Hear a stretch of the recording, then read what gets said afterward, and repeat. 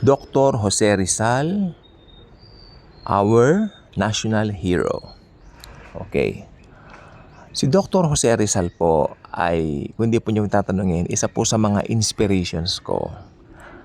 Ako po ay meron pong 4 o 5 aklat kung hindi ako nagkakamali kung hindi ako nagkakamali, no. Hindi ko lang po alam na misplace ko yung ilan sapagkat ginamit po namin yon during high school at college. Nandiyan po yung isa, tapos nung nakita ko yung parang hindi ko na makita yung isa, bumili uli ako sa Shopee ng book na yon, yung tungkol nga kay Dr. Jose Rizal. Maganda po ang aral ng buhay ni Jose Rizal dahil si Jose Rizal po ay somehow or somewhat nakita ko yung love niya kay Jesus. Meron siyang sense of Jesus. Makikita po ninyo yan, no? At ngayon po, Rizal Day, we commemorate him, no? Dahil siya ang pambansang bayani natin. I suggest, kung meron kayong mga aklat ni Rizal, magbasa kayo, basahin nyo rin. Tapos, kung meron po kayong mga alam na mga movies tungkol kay Rizal, manood po kayo. 'Di ba? Panoorin nyo po para gusto ko rin po naman makita natin yung panahon nung wala pa tayo. Meron bang documentaries dito sa YouTube? I think may mga documentaries po dito tungkol sa buhay ng ating national hero. So, I suggest everyone, kung wala naman po kayong gagawin, manood po kayo. Dahil naniniwala po ko, itong mga ganito po ay may pakinabang po naman sa atin na mga Pilipino na especially tayo mga Pilipino, mga mananampalataya. Ano po? Dahil ang mga gantong tema ng mga panuorin, makikita po natin difference. What's the big difference between now and then? Between then and now. Malaki po. Pananamit, mas disente, no?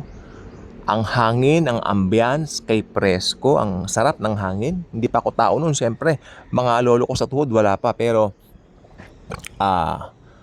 nakikita ko po na parang kay sarap mabuhay nung mga time na yan, no? Dito po sa Intramuros, madalas po ako dyan namamasyal, pero syempre may mga na-renovate na. Nai-imagine ko pag nandyan ako, ano kaya ang buhay nung araw, no? Mga tipong ganyan.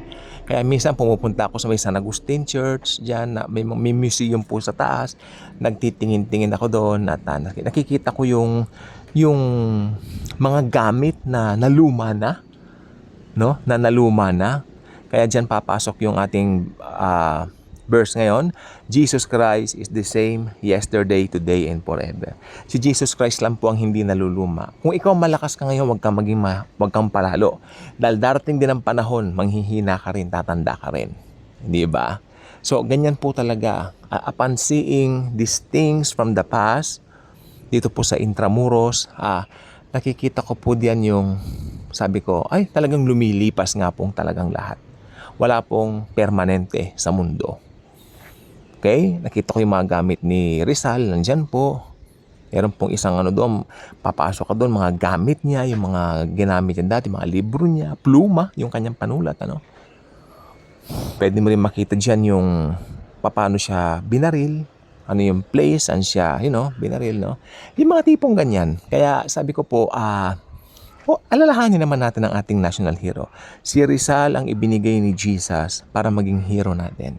Para maging inspiration nating mga Pilipino. With dignity, no? At and full respect, no?